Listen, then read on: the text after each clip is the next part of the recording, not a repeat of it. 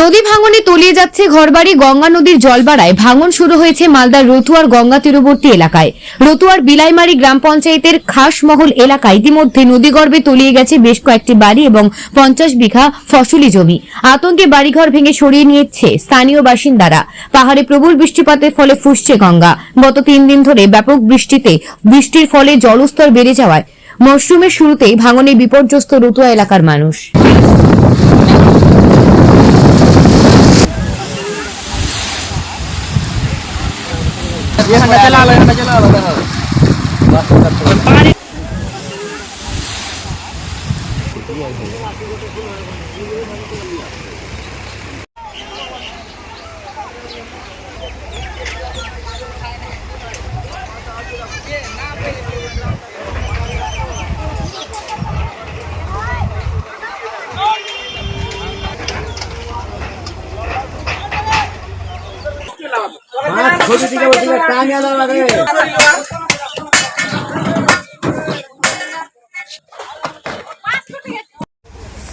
ভোর করতে 1 ঘন্টা ভিডিও যদি করা যায় নাই নাই করে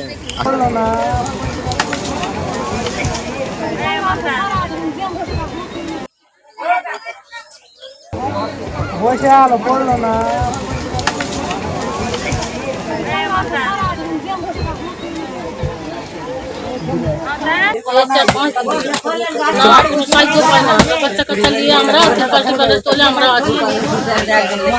আমাদের রাস্তায় নাই, আমাদের জমিন জায়গা নাই, আমরা আসমাল হাসারামটোলা 200 বাড়ি ভেঙে চলে গেছে নদীতে চলে গেছে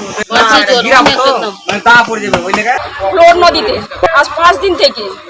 এখন আমাদের কোনো স্থায়ী নাই। আমরা এখন বর্তমানে যে মাঠে আমরা ফেলে রেখেছি, আমরা সবকিছু কোথাও আমাদের যাওয়ার কোনো স্থায়ী নাই। এখন আমাদের সরকার কোনো এখন সাহায্য করছে না।